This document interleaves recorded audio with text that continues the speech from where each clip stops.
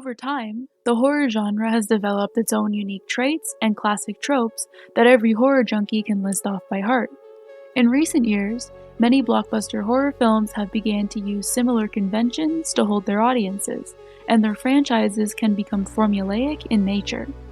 On the other hand, many indie filmmakers have started pushing the envelope for horror films in recent years as the genre continues to evolve.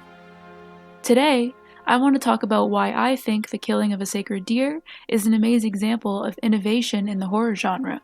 Directed by Yorgos Lanthimos, The Killing of a Sacred Deer follows renowned surgeon Dr. Stephen Murphy and his family as a teenage boy named Martin becomes entangled in their lives.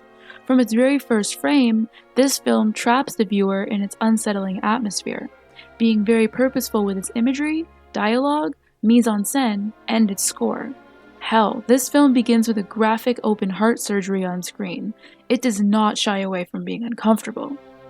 This is not to say that there is unnecessary violence or gore for the sake of shock value in this film, as there is barely any on-screen violence, but rather its plot points and character build this disturbing atmosphere.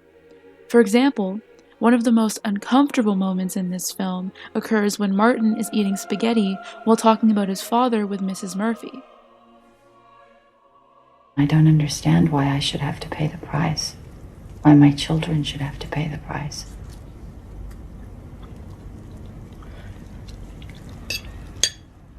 Not long after my dad died, someone told me that I eat spaghetti the exact same way he did.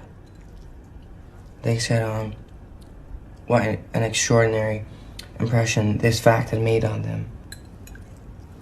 Look at the boy, look how he eats spaghetti. Exactly the same way his father did. He sticks his fork in, he twirls it around and round and round and round and round. And then he sticks it in his mouth.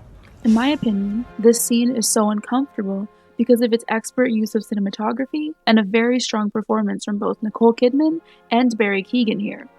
Additionally, this film is clever in its use of allegories, metaphors, and themes. This film brings up questions of morality, pondering on whether Martin or Dr. Murphy is the villain in this story. As Dr. Murphy becomes more and more desperate to protect his family, he's also reminded of the fatal mistakes from his past. I admire the way that this film plays with its themes and may even leave its viewers in a moral dilemma at times.